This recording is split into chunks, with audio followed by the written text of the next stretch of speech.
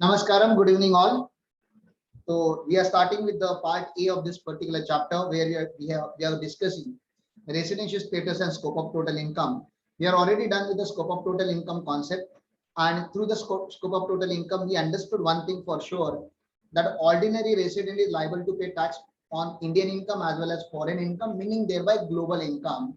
A non-resident is liable to pay tax only on Indian income, and resident and non-ordinary resident is liable to pay tax on Indian income plus only on one type of foreign income, which is a business of which controlled from India or profession of which is a setup in India.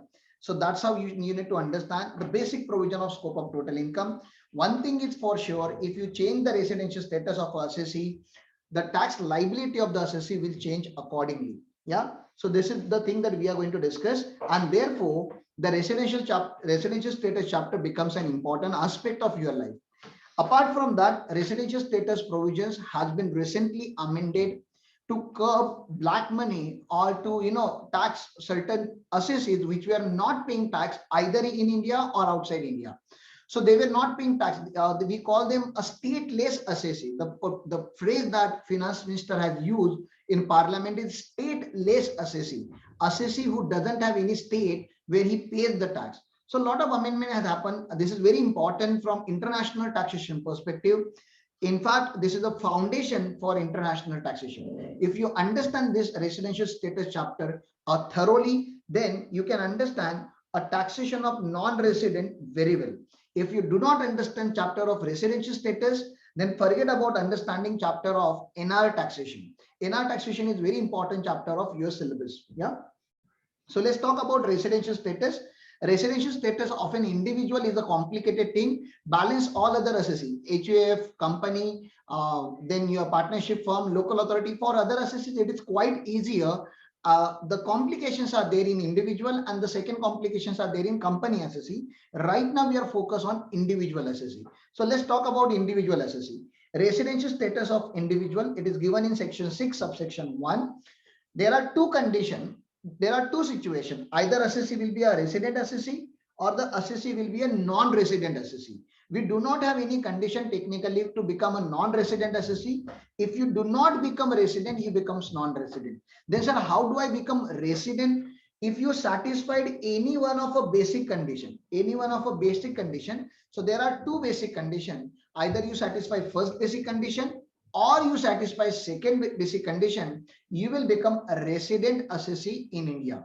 Okay. So if you satisfy neither of the condition, neither first nor second, then you become non-resident in India.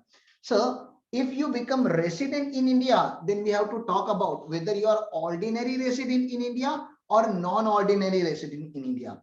To become ordinary resident in India, you have to satisfy two more additional conditions. So one basic condition plus two additional condition is equal to OR. Yeah.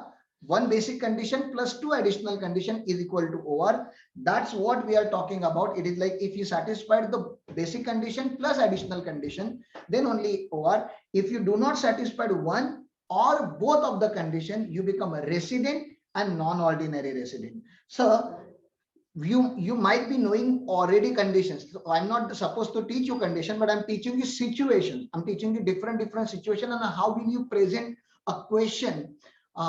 If question on residential status comes in your examination, how will you present? See, many faculties, many books, many authors have already written so many things about residential status.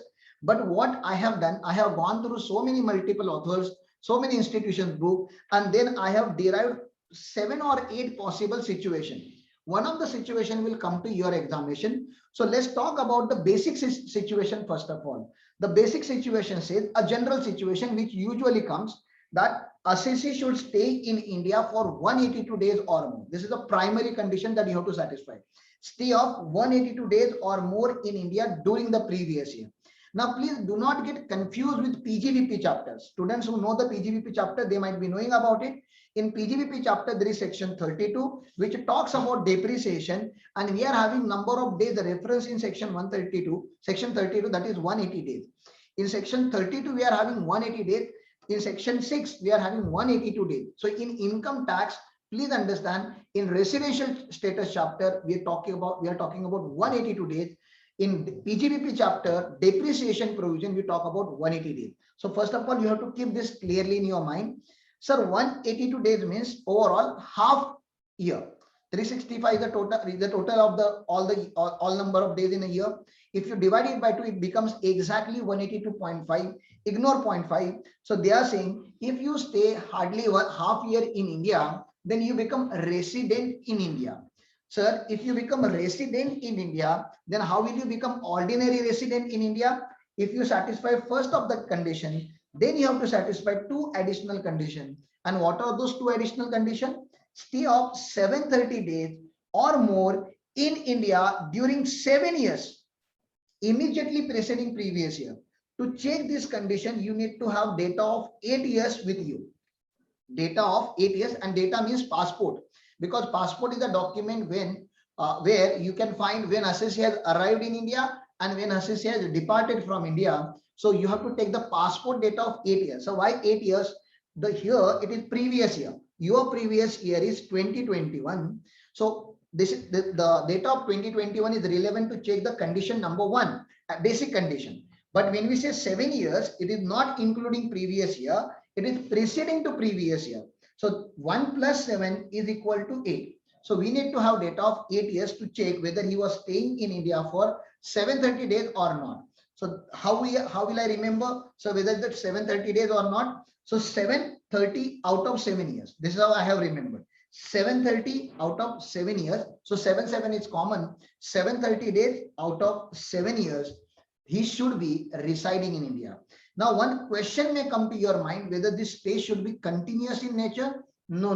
The stay need not to be continuous in nature. This stay can be achieved in multiple trips. He has arrived in India, stayed for 10 days, then left India. Then again he came for 15 days, again he left India. So in installment it can be there, but in totality it should be 730 days out of 7 years.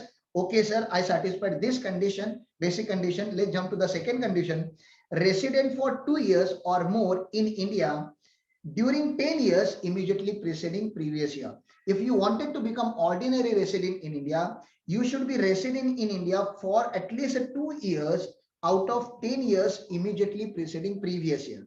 Let's solve one question. Okay, imagine one question is there, or one non-resident is there who comes to India for 100 days every year. Okay, last 10 years, 20 years, this has been his practice. He comes to India for 100 days every year. Now, if I write here, please understand, if I write here 100 days, condition number 1 is not satisfied. Condition number 1 is not satisfied. Therefore, my remark here will be not satisfied. Not satisfied, but I cannot declare this particular assessee as a non-resident assessee because I have to check second condition now. And what is my second condition? Second condition says, sir, you should stay in India for 60 days or more during the previous year. And my assessee has stayed in India for 100 days. So if I say here 100 days, he has stayed in India during the previous year for 100 days, then this condition is satisfied. Should I declare him resident? No, sir. No, right now you cannot declare him resident because you have to check one more condition. Here there is an answer. There is an and. So condition number 2 is actually having two clauses, clause A and clause B, you can say, or 2 parts, part A and part B. Part A says you should stay in India for 60 days or more. Part B says you should stay in India for 365 days or more during 4 years immediately preceding previous year. That means to check these 2 conditions, you should at least have 5 years passport with you. Okay, when you have 5 years passport, and I have told you every year he comes to India for 100 days, you need to understand one thing. Every year 100 days means 100 plus 100 plus 100 plus 100 is equal to 400, and therefore he stayed in India for 400 days. Now both part of the condition 1, please understand, both part of basic condition of condition number 2 are satisfied. Therefore assessee is a resident. So what happens here? Please try to compare. Either you should stay in India for 182 days. If you stay in India for 190 days, 200 days, 230 days, 365 days, you are resident in India. If you do not stay for 182 days or more in India, we cannot say you are non-resident confidently. We have to check second condition. Second condition says you have to stay in India at least 60 days during the previous year. 60 days or more is possible. or and you have to stay in India for 365 days out of 4 years immediately preceding the previous year. This is the basic philosophy. So why government have done so? Try to understand this.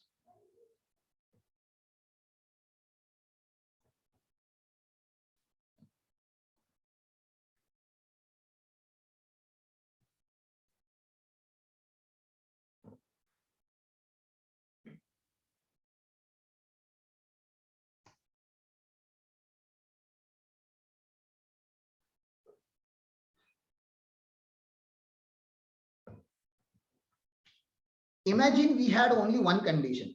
Imagine condition number one, stay of 182 days or more in India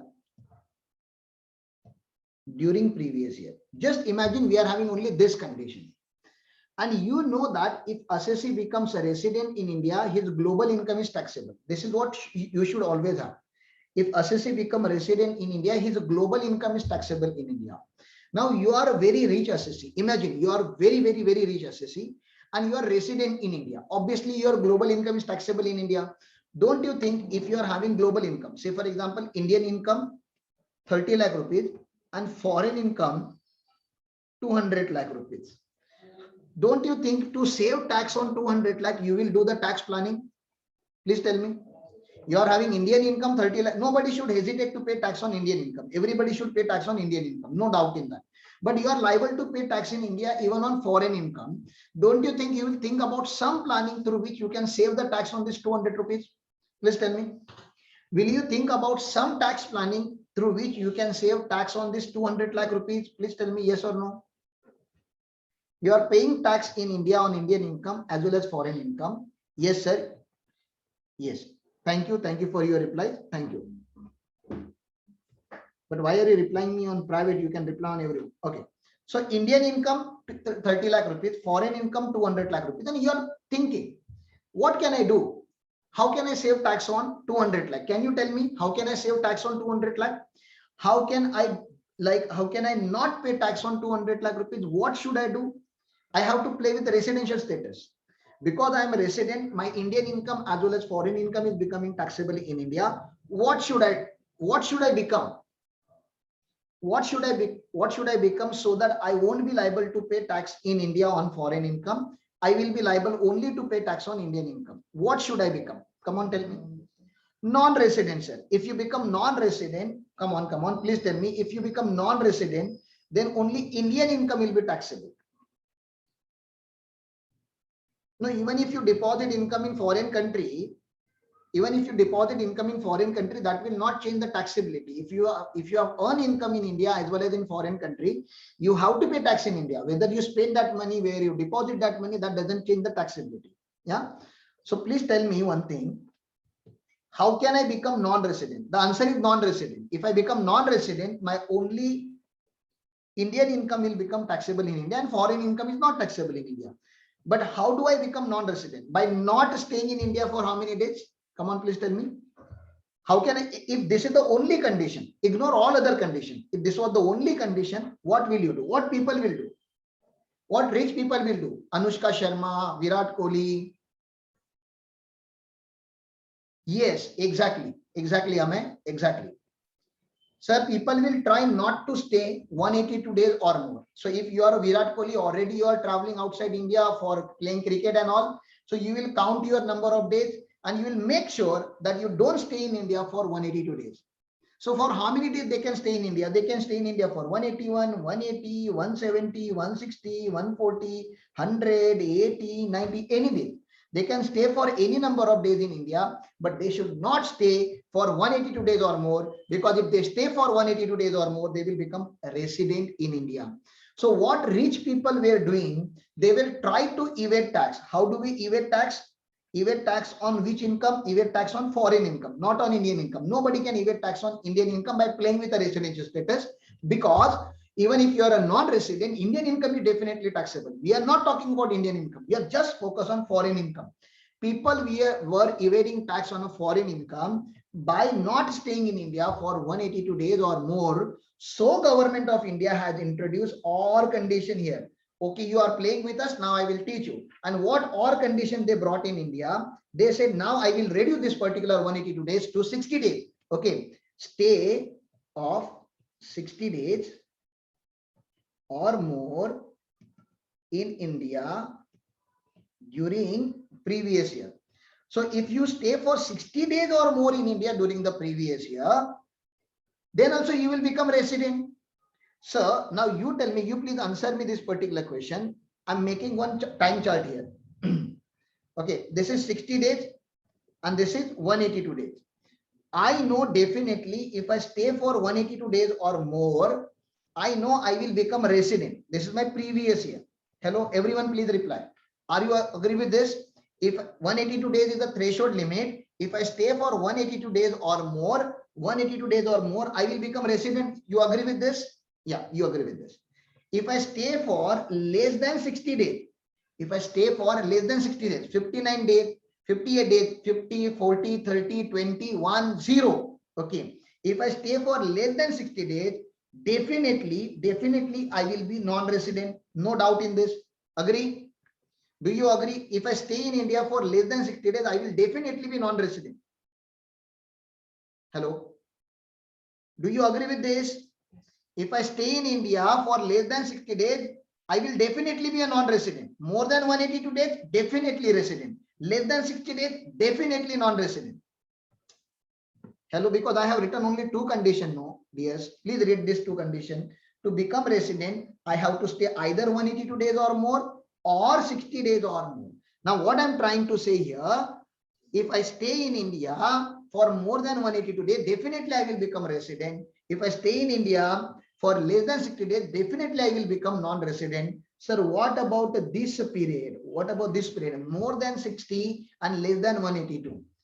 Will I become resident or non-resident? Resident or non-resident? Because you are having 182 days condition as well as 60 days condition. 182 days condition is an absolute condition. If you cross 182, nobody can save you from becoming resident. You will definitely become resident. If you do not cross 60, nobody can make you resident. You are definitely non-resident. But if you cross 60, then you have to check one more condition. Whether you have stayed in India for 365 days, 365 days. Definitely 365 days. We are not talking out of 1 year, because 1 year is having 365 days. So we are talking about whether you have stayed in India for 365 days out of 4 years IPPY, immediately preceding previous year. Immediately preceding previous year. You need to stay in India for 365 days or more, immediately preceding previous year, along with 60 days during the previous year, then only you will become a resident. So this condition, second condition, is not overriding the first condition. If I have 182 days criteria and if I have 60 days criteria, and then somebody stayed for 90 days in India, he will become too confused. I stayed for less than 182 days, but I stayed for more than 60 days. So he should not, a person who has stayed in India should not become confused. Therefore, you should tell him, sir, you are not a resident as per first condition. You may become resident as per second condition. You may become resident as per second condition. For that, we need to check, sir, your last 4 years passport. Will you please provide your last 4 years passport? And if that particular person provides you last 4 years passport, what will you do? Sir, you will check. What will you check? What will you check, sir? Whether that particular person has stayed in India, whether that particular person has stayed in India, stay of 365 days or more in India during 4 years immediately preceding previous year. Immediately preceding previous year. Am I clear with first condition and second condition? Hello? Are you clear with first condition as well as second condition? Why this particular condition? This condition was brought so that we should control those assessees who were leaving India just to evade taxes, because they had that particular money. Business class people, sportmen, movie makers, movie actors, actors, they are having that kind of money where they can stay outside India for more than 182 days and become non-resident, so that their foreign income was not becoming taxable in India. Successfully, people have done this. Now they cannot do this because this second condition is putting control on this kind of evasion. Are you clear with this first and second condition? Please tell me. Hello. Quickly you have to respond. Yes, thank you. Thank you for your response. Now, sir, again I'm telling you, how do I become a resident? Either I can stay in India for 182 days or more, or second condition part A, I have to stay in India for 60 days or more, and I have to stay in India for 365 days or more during 4 years immediately preceding previous year. If you satisfy condition number 1 or you satisfy condition number 2, you become a resident individual. Resident. But a resident is not a status. A resident should either become ordinary resident or non-ordinary resident. Now you can either by heart conditions to become non-ordinary resident, or you can by heart conditions to become ordinary resident. For me, I feel to become conditions to become ordinary residents are quite easier. So please remember those conditions. First of all, stay of how many days? Stay of how many days? 730 days or more in India during 7 years immediately preceding previous year, and you should be resident in India. You should be resident in India for 2 years or more during 10 years immediately preceding previous year. You have to satisfy both of these conditions to become ordinary resident. Please tell me if you understood this. This is what I was trying to tell you. You have to satisfy both of these conditions. So please check my example. My example was the assessee comes to India for 100 days every year. Okay. If he comes to India for 100 days every year, first 100 days I will write here. Condition number 1, not satisfied. Condition number 2, 60 days or more. Yes, it is satisfied. 365 days or more during 4 years. Yes, in during 4 years, because he had come for 100 days every year. So that is also satisfied. But look at the additional condition. First additional condition says a person should stay in India for 730 days. Now my assessee is coming to India for 100 days every year. Therefore, he could have come to India, or he would have stayed in India only for 700 days. And 700 days is less than 730 days. Therefore, this particular assessee, who comes to India 100 days every year, may not become a resident, but he will become resident, but he will not become ordinary resident. He will be resident and non-ordinary resident. R and NOR. His status is R and NOR. What is your residential status? Let us compute your residential status. Okay. Let us compute your residential status. Come on, please tell me. I will be asking you question. Your residential status. First of all, just a minute.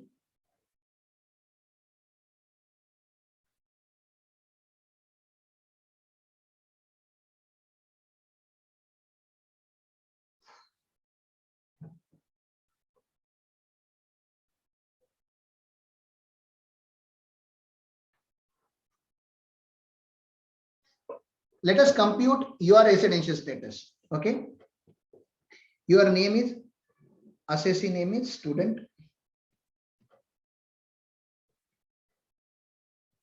Age may be 80 years. By experience, your age may be 80 years. Legal status,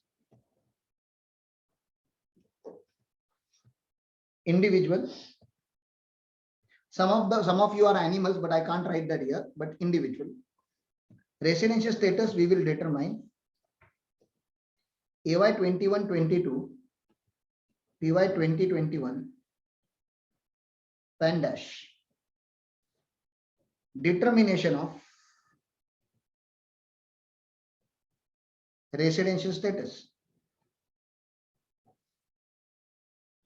under section 6 subsection 1. Okay.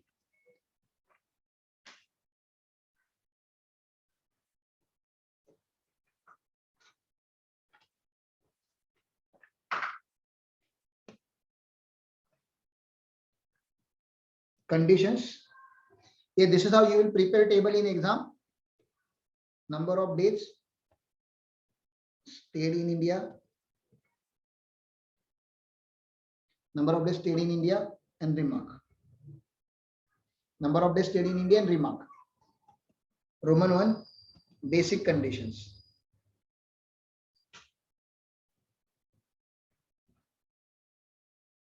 Stay of 182 days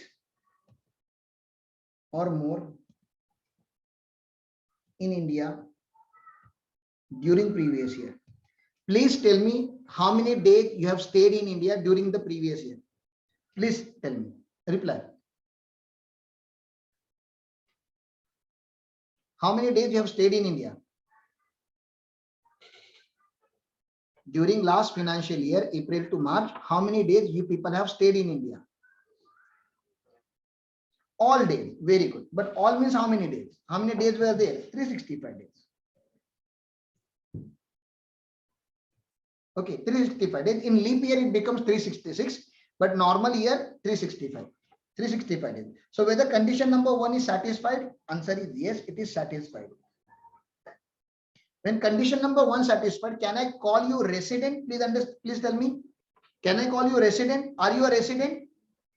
If you have stayed in India for 182 days or more, are you a resident? Yes, sir. We all are residents. Yes. Will you write condition number 2 now? Will you write condition number 2? Basic condition number 2, 60 days condition. Is it needed? No. No, not needed. Why, sir? We have already become resident. Why to write second condition? So second condition is not important. Therefore, directly you will jump on that. So you understood one rule. Second condition will play the role only when first condition has not come into picture. If you become resident according to 182 days criteria, you don't have to check 60 days and 365 days. 60 days and 365 days will be checked only when you have stayed in India for less than 182 days. I hope you understood this concept.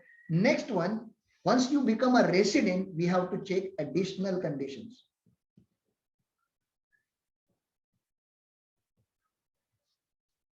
Additional conditions, and there are 2 additional conditions. Let us write first additional condition. Stay of 730 days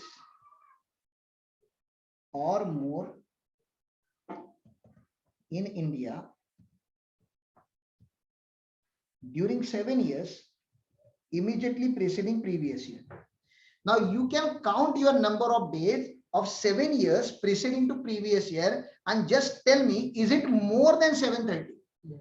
Just tell me this much. I don't want an exact number. I just want from you, just tell me, have you stayed in India for 730 days or more in last 7 years? Yes. Answer is yes, sir. So I'm writing here that would be more than 730 days. We don't want exact data. It is more than 730. No, confirm it is more than 730. It is satisfied. Can I declare you ordinary resident at this stage? Can I declare you ordinary resident? No. And definitely no. Definitely no. I have to write one more condition. I have to write one more condition. And second condition, you should become a resident in India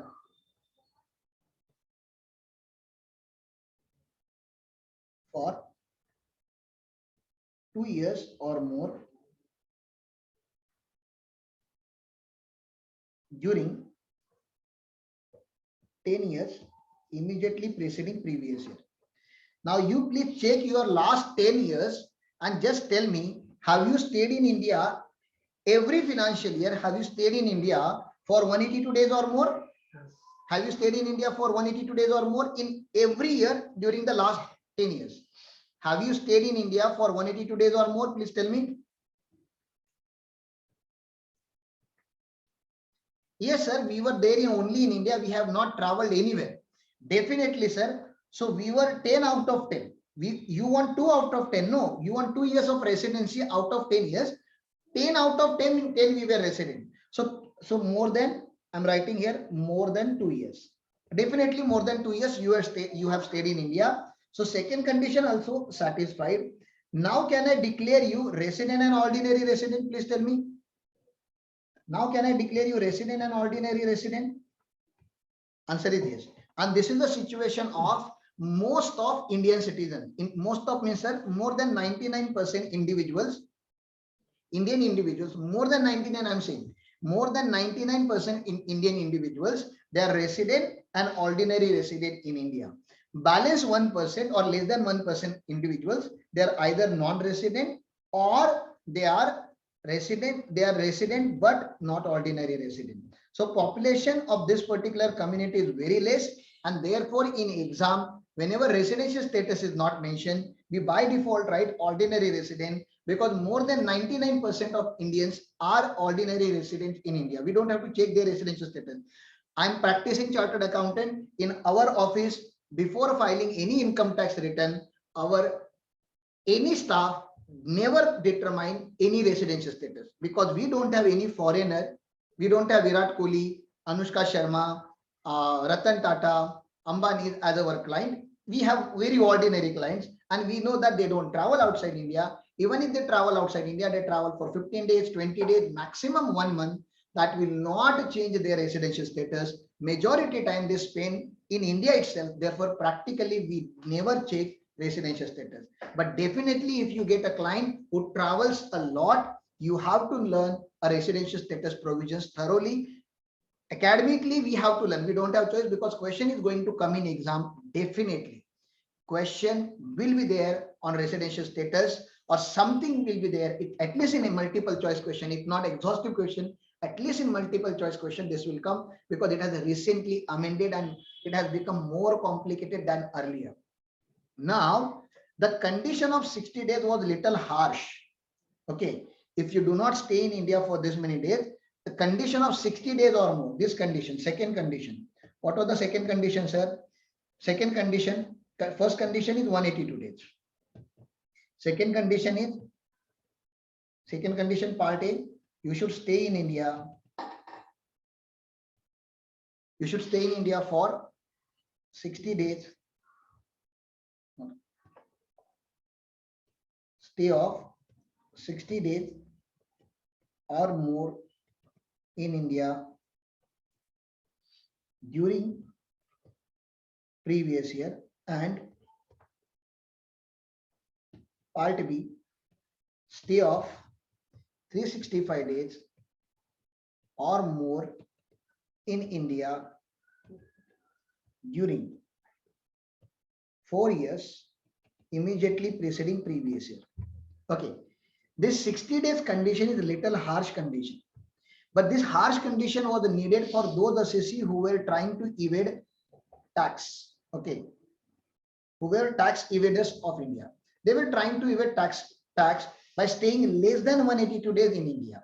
But you tell me, there are certain genuine assessees who stayed less than 182 days in India, not because they wanted to evade tax.